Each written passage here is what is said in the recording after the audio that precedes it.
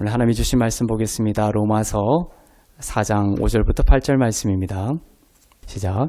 이를 아니할지라도 경건하지 아니한 자를 의롭다 하시는 이를 믿는 자에게는 그의 믿음을 의로 여기시나니 이란 것이 없이 하나님께 의로 여기심을 받는 사람의 복에 대하여 다윗이 말한 바 불법이 사함을 받고 죄가 가리어짐을 받는 사람들은 복이 있고 주께서 그 죄를 인정하지 아니하실 사람은 복이 있도다 함과 같으니라. 세상의 모든 사람들은 집을 짓고 살아간다고도 볼 수 있습니다. 행복이라는 집을 지으면서 살아갑니다. 그런데 그 집이 튼튼하고 진정 행복이라는 집이 되기 위해서는 무엇이 중요합니까? 집을 지을 때 가장 중요한 것은 기초가 되겠죠. 기초가 부실하면 바람이 불고 또 큰 비가 오거나 하면 그 집은 번듯하게 보일지 모르겠지만 기초가 부실하면 결국은 무너지고 마는 집이 될 것입니다. 그러나 행복이라는 그 집의 기초가 튼튼하면 어려움이 닥치고 환난이 올 때에도 그 집은 무너지지 않고 오히려 그 어려움을 디딤돌 삼아서 더 튼튼하게 세워져 갈 것입니다. 자, 성경이 말하는 복의 기초가 오늘 본문에 나옵니다. 이 기초 위에 우리의 운명과 우리의 삶을 세워야 하는 것이죠. 성경은 말씀하고 있습니다. 세상의 건축자들은 항상 어떻게 왔냐면 예수라는 그 기초 모퉁이 돌을 밖에 버려버리고 집을 짓는다라고 말씀하고 있습니다. 세상 사람들은 예수 없이도 행복할 수 있다라고 생각하고 예수 없이도 세상의 많은 힘과 또 재물을 성취하고 얻어내면 그것을 복으로 착각을 하며 살아갑니다. 그러나 예수님을 건축의 기초로, 삶의 건축의 기초로 세우지 않는 한 그 헛됨은 반드시 드러날 것이고 더 높이 건물을 지을수록 결국은 그 무너짐은 더욱 아프고 아플 것입니다. 오늘 로마서에서 바울은 예수님을 기초로 하여 살아가는 복을 크게 두 가지로 선포하고 있습니다. 하나는 6절이고 하나는 8절입니다. 6절에서 이렇게 말씀을 하고 있습니다. 제가 읽겠습니다. 일한 것이 없이 하나님께 의로 여기심을 받는 사람의 복에 대하여 다윗이 말한 바. 자, 일을 하지 않았는데도 하나님께서 의롭다고 여겨주시는 것을 지금 복이다라고 표현을 하고 있습니다. 일한 것이 없이 하나님께 의로 여기심을 받는 사람의 뭐라고요? 복에 대하여. 그래서 일을 하지 않았는데도 하나님께서 의롭다라고 여겨주시는 것을 지금 복이다라고 하고 있습니다. 사람이 동의하든 또 동의하지 않든 상관없습니다. 인생을 창조하시고 또 타락한 인생을 하나님의 아들의 보혈로 구원하신 하나님께서 지금 복에 대해서 말씀하고 있습니다. 여러분들도 복에 대한 여러 가지 100이면 100인의 복에 대한 정의와 규정이 있을 것입니다. 하지만 우리 인생을 창조하시고 역사를 시작하신 분이 말씀하는 이 복에 대해서 우리는 기준을 두어야 되는 것이죠. 하나님은 오늘 복에 대해서 말씀하시는 것에 대해서 눈을 넓게 뜰 필요가 있습니다. 그리고 이 복을 어떻게 해야 됩니까? 우리 삶의 인생과 운명의 모든 복의 기초로 두어야 한다는 것입니다. 이것이 기초가 되지 않으면 흔들리고 만다라는 것이에요. 인간이 이것을 인정하고 또 믿음으로 붙들고 살아가면 하나님께서는 놀라운 복을 우리들에게 주실 것을 약속하고 있습니다. 자, 그것이 바로 일을 하지 않았는데도 하나님께서 예수님 때문에 우리를 의롭다라고 여겨주신다라는 것입니다. 여러분 포도원 비유 잘 아시죠? 포도원의 비유도 사실은 이 이야기를 하고 있는 것입니다. 아침에 일찍 나와서 일한 사람이 있고 시간을 두고 계속 일꾼들이 오죠. 그리고 또 어떤 사람까지 오냐면 일이 끝나기 직전에 온 사람이 있습니다. 이 사람은 거의 일을 하지 않은 것이죠. 그런데 우리의 그 공평에 대한 생각을 완전히 깨트리는 사건이 벌어집니다. 그것은 뭐냐면 주인이 그들 모두에게 아침 새벽부터 나온 사람에게도 또 일이 끝나기 직전에 온 사람에게도 어떻게 했습니까? 모두 동일한 품삯을 준 것입니다. 이것이 인간 세계의 힘과 인간의 자격과 또 인간의 노력에 기초한 인본주의적인 세상의 가치관으로 이해가 됩니까? 이해가 되지 않죠. 너무나 불공평, 이것은 신문에 날 일입니다. 대서특필될 일이죠. 공평하다고 하는 창조주 구원자께서 이렇게 하고 있는 거예요. 무엇을 설명하려고 하는 것이냐? 아침 일찍부터 온 사람이 이제 항변하고 따집니다. 성경에 보면 불공평하다는 것입니다. 아침 일찍부터 와서 일한 사람의 그 의식 속엔 무엇이 있습니까? 자신이 받은 그 품삯이, 자신이 받은 것이 자신이 일한 것에 대한 대가라고 생각하고 있는 것이죠. 그죠? 주인이 어떤 품삯을 줬습니다. 그럼 그것을 어떻게 생각하고 있는 거예요? 항변하는 사람은 내가 일한 것에 대한 대가다. 아침부터 일찍 일했는데 왜 나의 대가가 이거밖에 안 되냐는 거예요. 마치기 직전에 온 사람의 품삯과 똑같다. 거기에 대하여 항변하고 있는 것입니다. 즉 자신이 일한 것에 대한 대가라고 그 품삯을 생각하고 있습니다. 어떤 금액에 대한 자격을 자신이 일을 통해 갖추었기 때문에 그 금액을 받는다라고 생각하고 있는 것이죠. 이 포도원 비유를 통해서 하나님께서는 강력하게 무너뜨리고 있는 것입니다. 뭐냐면 인본주의적인 구원관을 무너뜨리고 계십니다. 인간이 어떤 일을 해서 그에 대한 대가로 준 것이 구원이 아니다. 영생이 아니다라는 것입니다.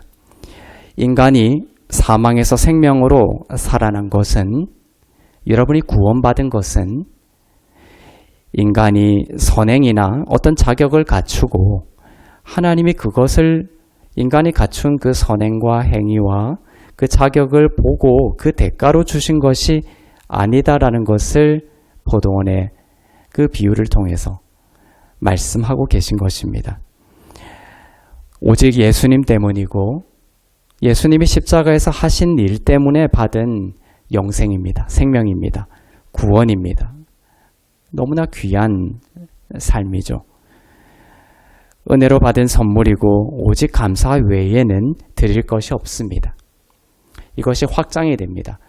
가장 중요한, 우리 인간이 해결할 수 없는 그 죽은 생명 있죠? 그 죽은 생명, 가장 귀하고 그 다음에 가장 중요하고 인간이 컨트롤할 수 없고 인간의 어떠한 것으로도 해결할 수 없는 그 생명의 부분이 어떻게 해결이 되었습니까? 우리의 자격과 우리의 선행과 우리의 노력으로 해결된 것이 아니라 오직 예수 그리스도의 피로 해결이 된 것입니다. 은혜로 해결이 된 것입니다. 자, 이것이 가장 크고 중요한 문제, 가장 위대한 문제가 오직 선물로 해결이 되었죠. 이것이 확장이 되어야 합니다. 그러면 우리 삶의 재정적인 것이나 또 질병의 문제나 또 삶의 여러 가지 우리가 기도하고 있는 여러 부분들이 있죠. 그러한 부분들을 우리가 어떻게 바라보고 있냐라는 것입니다.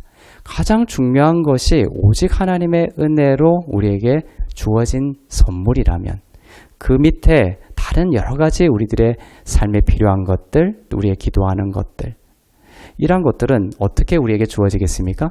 이제 그것은 우리의 노력으로, 우리의 행위로, 우리의 어떤 선행으로, 우리의 자격으로 우리에게 주어질까요? 아니죠. 로마서에서 8장에서 말씀하시는 것이 그거예요. 우리에게 아무것도, 우리가 죄인 되었을 때에 우리를 위하여 하나님의 아들을 내어주신 이가 아들을 내어주신 것이 가장 위대하죠. 그러면 그와 함께 그 아래에 있는 다른 모든 것을 어떻게 너희에게 아끼겠냐라고 말씀하시는 이유가 바로 그것입니다. 오직 은혜로 받은 선물이고 모든 가장 위대한 영생을 하나님의 은혜로 주신 것이기 때문에 그 외의 모든 것을 우리가 은혜 아래 있을 때, 오직 예수님을 바라볼 때, 예수님이 승리하셨기 때문에, 예수님의 피가 사망 권세를 이기셨기 때문에, 예수님이 자격 없는 우리에게 그 예수 그리스도의 이름을 거저 주셨기 때문에 그 이름을 의지하고 신뢰하고 믿고 의심하지 않고 구하면 너희에게 주시리라 말씀하셨던 거예요. 모든 것을 선물로 주시는 것입니다. 우리는 예수 그리스도만 의지하면 되고 예수 그리스도께서 십자가에서 하신 그 공로만을 신뢰하며 나아가면 되는 것입니다. 호흡도 선물이고 자녀도 선물이고 직장도 선물이고 직장에서 얻는 여러 가지 재정적인 것도 하나님의 선물이고, 근데 우리는 쉽게 그렇게 생각하기가 어려운 현실 속에 있습니다. 우리가 뭔가 열심히 노력한 대가로 뭔가 주어진다라는 그 육신적 착시 현상을 살아가는 거죠. 그렇지만 믿음의 눈을 들어서 우주적인 그 하나님의 나라의 관점으로 이렇게 넓게 보면 가장 귀한 생명을 하나님 거저 주신 것이에요. 예수님의 보혈로. 그래서 우리에게 주신 호흡이라든지 자녀라든지 모든 관계라든지 또 하나님이 우리에게 맡기신 모든 하나님의 일들, 또 우리의 모든 직장, 재물들, 또 우리의 미래의 모든 일들, 이제 걸어가야 되고 계획하고 또 준비하고 있는 또 미래의 여러 가지 일들, 계획들이 있을 것입니다. 그 모든 내가 나의 자격을 갖추어서 얻어내야 한다라는 그러한 수고하고 무거운 짐을 이 시간 주님 앞에 다 내려놓을 수 있기를 바랍니다. 예수 그리스도의 피로 그 부분에 있어서 하나님이 나에게 형통함을 주실 것이다. 예수 그리스도께서 십자가에 이루신 보혈의 공로로 그 앞으로의 그 문제에 있어서 이 점에 있어서 하나님께서 큰 기름 부으심을 우리에게 허락하실 것이다. 나에게 허락하실 것이다. 그렇게 기뻐하고 신뢰하며 주님 앞에 나의 무거운 짐을 내려놓고 주님 앞에 나아가는 우리들이 되기를 바랍니다. 재물도 선물이고 시간도 선물이고, 그럼 그 고백을 하나하나 그 육신적인 착시 현상을 뚫고 이기고 믿음의 고백을 하기 시작해 보십시오. 나의 직장에서 내가 돈을 버는 것도 하나님의 은혜로 나에게 주시는 것입니다. 이렇게 믿음의 고백을 하기 시작해 보십시오. 그러면 엄청난 내 안에 믿음의 확신과 그 다음에 믿음의 부유함과 또 그리스도의 기름 부으심이 흘러가면서 그러한 믿음의 고백이 이 땅에 현실적으로 나타나게 됩니다. 빛이 없었을 때 하나님 말씀하셨죠. 눈에 보이는 그 현상은 말씀이 창조한 거예요. 하나님의 말씀, 또 하나님의 말씀에 기초한 믿음의 고백이 눈에 보이는 현상을 창조하는 것이 성경의 원리입니다. 그렇기 때문에 직장에서 돈을 벌거나 모든 관계라든지 하는 모든 계획과 경영하는 일들, 그 모든 것들을 이것은 모든 것이 하나님의 은혜입니다라는 믿음의 고백, 그 하나님의 말씀의 대언을 하는 것으로부터 우리는 시작해야 된다는 것이죠. 빛이 있으라 했을 때 우리가 볼 수 있는 빛이 만들어지는 것입니다. 모든 것이 하나님의 은혜입니다. 예수님의 십자가의 보혈로 하나님께서 이 부분에 있어서 차고 넘치게 하실 것입니다. 그 말씀이 결국은 눈에 보이는 하나님의 축복으로 일어날 것을 우리는 믿어야 하는 것입니다. 시간도 선물이고 관계도 선물이고 교회도 선물이고 모든 것이 하나님이 예수님의 공로로 인해 우리가 어떻게 노력하고 행위하고 선행하느냐 그걸로 인해서가 아니라 모든 것이 하나님이 예수님의 공로로 인해 주신 선물이다라는 것입니다. 그래서 율법 아래 있지 말고 항상 은혜 아래 사십시오. 하나님의 은혜 아래 산다는 것이 무엇입니까? 그 고백 중에 하나가 바로 이것이죠. 모든 것이 하나님의 은혜로 주신 것입니다. 일을 하지 아니했는데도 예전 구약 시대 때는 무엇입니까? 율법을 잘 지키고 일을 열심히 해야, 신앙적인 일을 열심히 해야 경건하다라고 불러주고 그 경건에 대한 복이 오는 이러한 구조였습니다. 하지만 신약에 왔더니 로마서 4장에서 일을 하지 아니할지라도 경건하지 아니하는 자를 의롭다 하신다. 그것이 신약의 복의 기초다라는 것을 말씀하고 있는 것입니다. 우리의 의지와 또 소망과 또 우리의 힘도 하나님이 주셔서 일어나는 것임을 우리는 믿습니다. 선물로 주신 것이라고 해서 우리가 함부로 허투루 대하여서는 또한 안 되는 것이죠.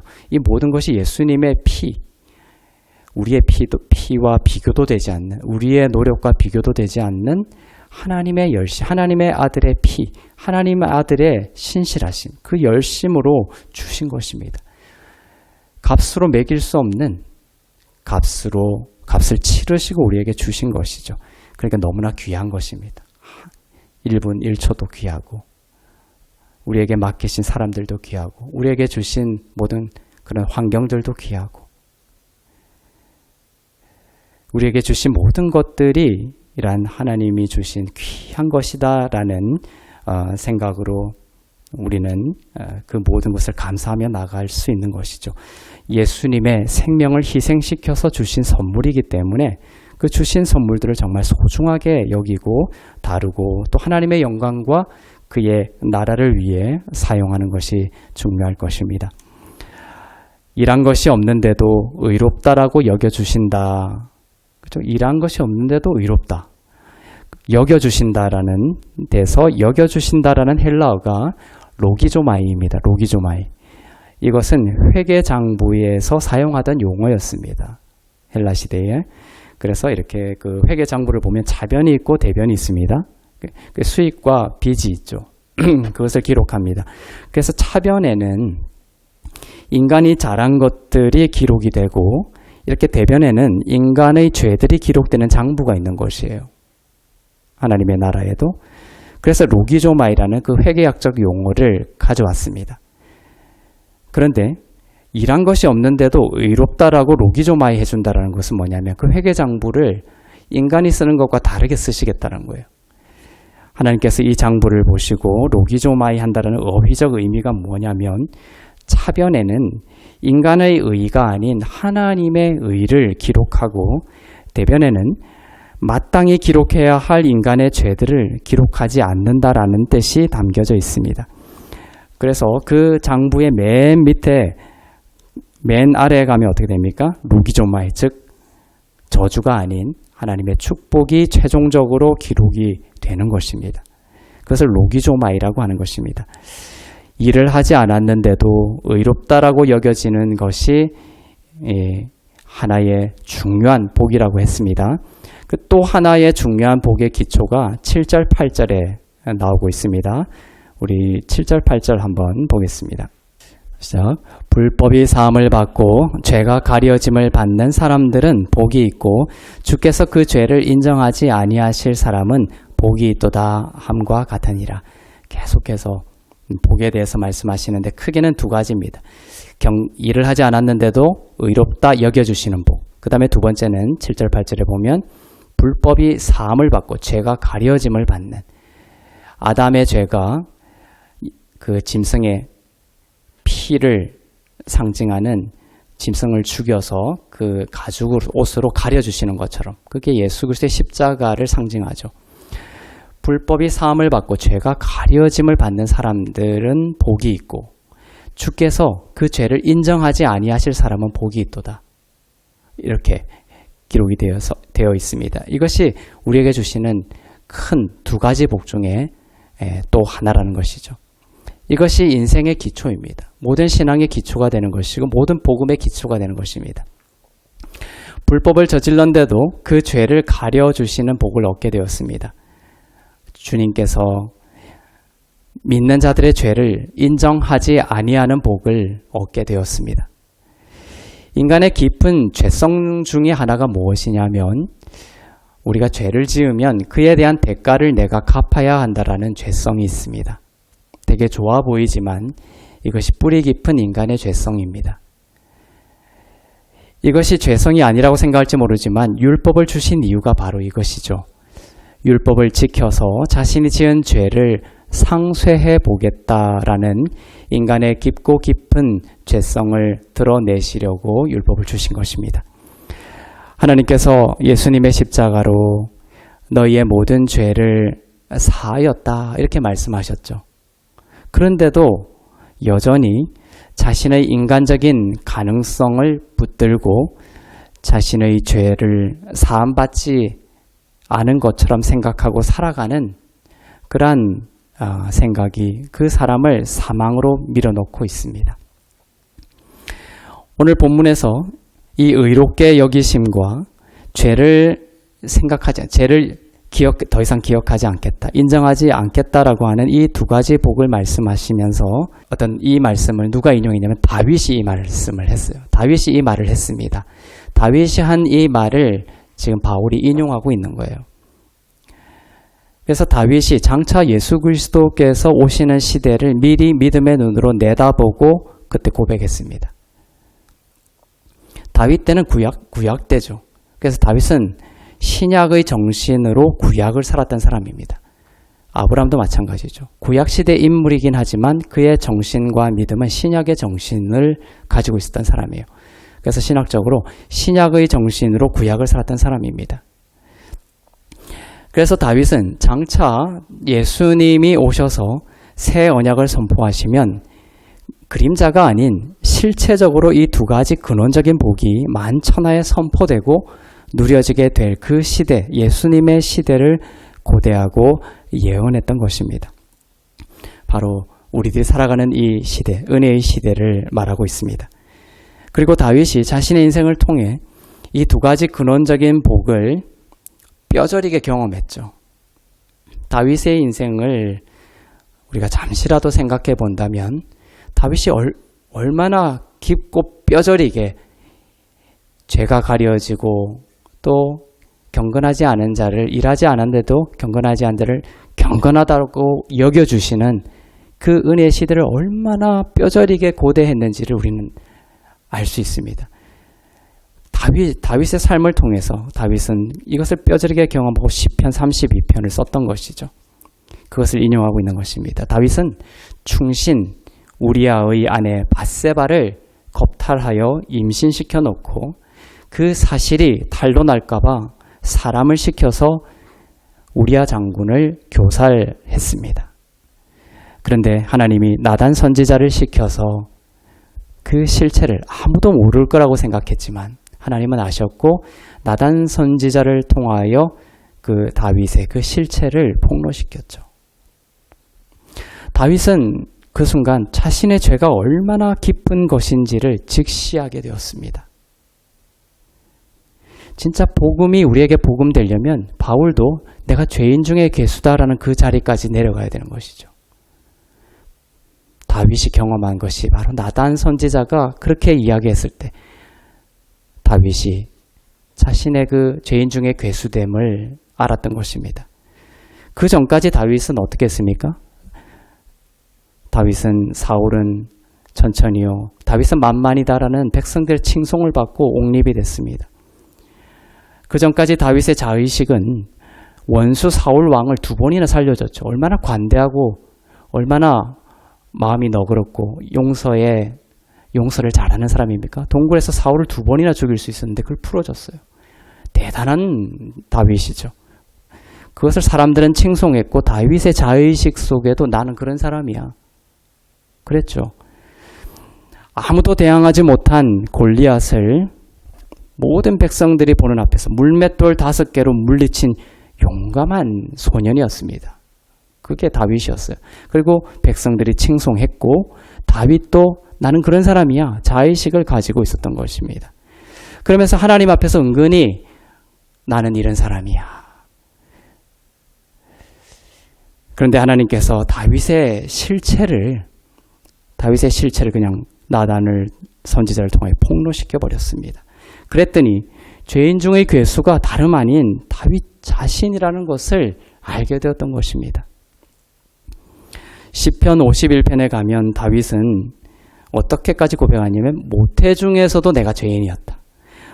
어머니의 모태 중에 아직 이렇게 태어나가지고 죄를 지은 적도 없죠. 행위적 죄.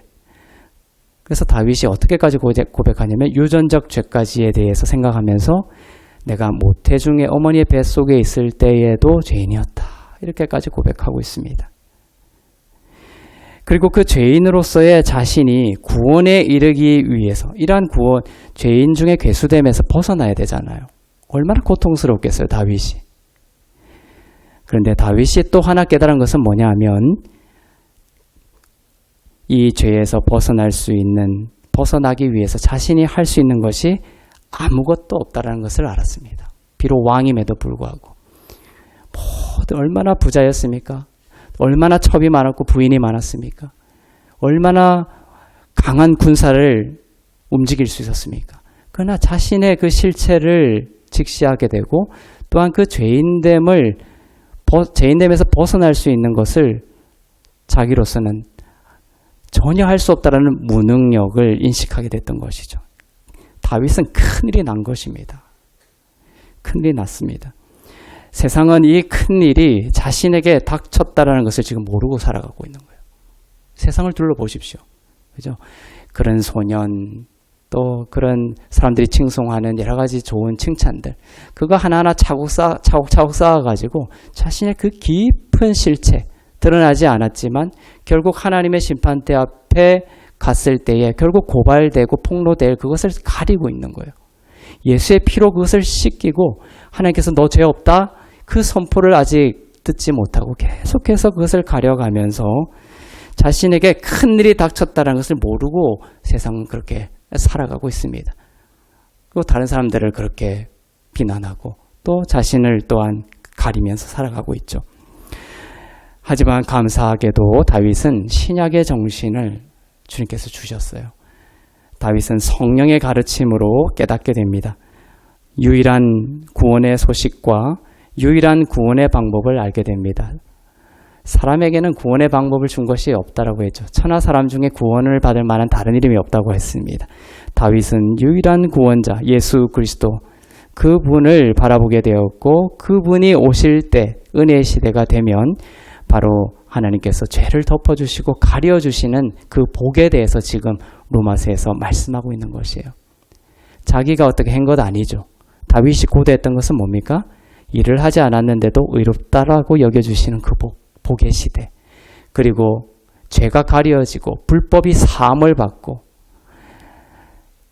그 죄를 덮어주시는 그 은혜의 시대를 다윗은 고대했던 것입니다. 그리고 다윗은 믿음으로 그 시대를 바라보면서 믿음으로 그 예수 그리스도를 고백했고 구약을 살았지만 예수 그리스도의 그 보배로운 십자가의 보혈의 능력으로 구원에 이르고 그의 모든 죄를 용서함 받은 인물이었던 것입니다. 그것은 모든 시대에 동일한 원칙입니다. 구약 시대라고 예수님 말고 다른 방법이 있는 게 아닙니다. 구약 시대 때도 구원에 이른 사람들은 예수님이 아직 오기 전이지만 그것을 믿음의 눈으로 바라보고 예수 그리스도의 그 대속의 피를 의지하여 예수 그리스도의 대속의 은혜를 의지하여 다 구원받는 거예요. 뭐 이스라엘이라고 유대인이라고 또 다른 어떤 범주에 있는 사람이라고 다른 종류의 구원이 있는 것은 아닙니다.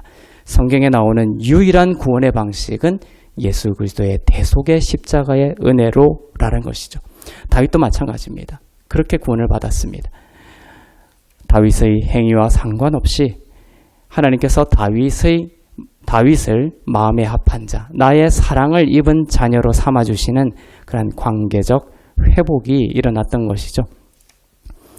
우리를 불행하게 하는 것이 있다라는 것을 우리는 알아야 합니다. 일한 것이 없이 의롭다 여김을 받는 복이라고 했죠. 이것이 복이면 불행은 무엇입니까? 의로움을 얻기 위해서 자꾸만 일을 하려고 하는 것이 불행입니다. 자, 오늘 복에 대해서 일을 하는 것을 반증적으로 뒤집어 보면 불행이 나오는 거예요. 복은 뭐냐? 내가 일을 한 것이 없는데도 의롭다 해주시는 그 하나님의 의롭다 하시는 선포를 내가 믿음으로 받는 것. 내가 지은 죄가 많지만 예수 그리스도의 보혈의 씻기심으로 하나님이 나를 이제 죄 없다라고 불러주시는 그 복, 그 복을 내가 받아들이고 그 위에 내 인생과 운명과 삶과 가정을 모든 자녀의 양육을 세우면 그 행복이 되는 것입니다. 불행은 무엇입니까? 바로 그 복, 의로움을 얻기 위해서 내가 자꾸만 일을 하려고, 일을 하지 않았는데도인데 반대로 사람들이 계속해서 의로움을 얻기 위해 일을 하려고 하는 거예요.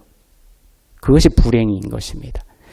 자, 이 일을 여러분이 오해하면 안 되는 것이 생업을 그만두라는 것이 아닙니다. 비유적인 거예요. 포도원의 품삯처럼. 여기서 일의 의미는 인간의 자격을 갖추어서 하나님의 복을, 가장 위대한 복은 하나님 예수님 자신, 영생이죠. 예수 그리스도를 아는 것이 영생입니다. 예수 그리스도가 최종 복이고 최고의 영생의 복을 우리가 누렸고, 또한 그 나머지의 하위적인 복을 우리가 받는데, 그것을 우리가 어떻게 하려고 하느냐? 우리가 일을 함으로써, 즉 인간의 자격을 갖추어서 하나님의 복을 받으려고 하는 그런 반대급부적인 생각을 하며 살아간다는 것이죠. 그것이 수고하고 무거운 짐입니다. 그것을 다 내게로 와서 내려놓으라고 합니다. 내가 한 십자가를 지라는 것이에요. 십자가를 지고 고통스러워하라는 것이 아니라 나의 멍에를 맨다는 것은 예수님의 그 십자가를 의지하는 거예요. 그래서 그 십자가를 의지하면 신기한 게 뭐냐면 무겁지가 않아요. 그분의 십자가가 들려 올려져 있기 때문에 독수리처럼 가벼워지는 거예요. 주님의 멍에 아래로 들어가면 가벼워지는 것입니다. 예수님이 하셨습니다 하면 가벼워지는 거예요. 그렇지만 반대급부적으로 내가 일을 하려고 하고 내가 주님이 십자가 지신 그 십자가를 인간적으로 자꾸만 지려고 하면 오히려 하나님의 복에서 멀어지는 것이죠. 인간의 그 행위적인 자격을 갖추어서 하나님의 복을 받는다라는 생각을 우리는 내려놓아야 하는 것입니다. 예수님이 십자가에서 이루신 공로 때문입니다. 하나님의 열심 때문입니다. 먼저 하신 놀라운 사랑 때문입니다. 이제 말씀을 마칩니다. 우리들의 삶에 하나님은 참된 복을 주시기를 원하십니다. 그리고 그 복의 근원적인 기초는 바로 예수로 인해 하나님께서 자격 없는 나를 의롭다, 두 가지를 꼭 기억하세요. 이것이 인생의 복의 기초입니다. 자격 없는 나를 일을 하지 않았는데도 일을 해야 자격이 있다라고 구약은 가르쳤지만 신약에 왔더니 일을 하지 않더라도 예수님이 율법의 마침이 되신 것입니다. 예수님이 율법을 마치신 것을 마치 우리가 마친 것처럼 여겨주시는 거예요. 그래서 자격 없는 자를 하나님께서 이제 나를 의롭다라고 안아주시고 또한 나의 모든 불의를 기억하지 아니하시고 죄를 용서하신 그 복입니다. 어제나 오늘이나 내일 미래에 지을 모든 죄까지 예수 그리스도의 피로 씻으셨음을 믿음으로 고백하며 나아갈 수 있기를 바랍니다. 이 근원적인 복 위에 우리의 삶과 운명과 모든 걸음을 세우며 아무 걱정하지 마십시오. 그 예수님의 그 말씀이 진리의 말씀이라는 것을 내가 믿고 눈에 보이는 그러한 어려운 상황 속에서도 정말 아무 염려하지 말라는 그 말씀을 정말 진리로 믿고 아무 염려하지 않고 주님께 맡겨드리는 그러한 신앙으로 조금씩 저도 나아가고 있습니다. 이러한 환경과 그 다음에 사람들의 감정들, 사람들의 관계들, 또 눈에 펼쳐지는 그 육신의 안목들, 육신의 정욕들, 이런 것들은 너무나 변화무쌍합니다. 그죠? 풀은 마르고 꽃은 시드는 거예요. 하지만 하나님의 말씀은 영영이 변하지 않는 진리의 말씀입니다. 하나님께서 변하지 않는 말씀으로 아무것도 염려하지 말고 너희 염려를 주께 맡겨라. 주께서 너희를 어떻게 하신다? 돌보심이라. 아무것도 염려하지 말고 모든 염려를 주께 맡겨라. 주께서 돌보심이라. 그 말씀이 영원한 변하지 않는 능력 있는 하나님의 말씀인 줄로 믿습니다. 그렇게 예수께서 십자가에서 승리하셨기 때문에 하나님께서 그 약속을 우리에게 주시고 믿으라고 하시는 것입니다. 그 말씀 믿기를 원합니다.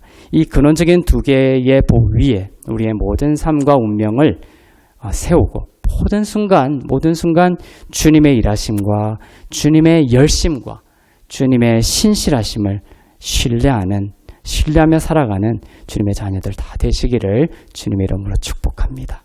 기도하겠습니다.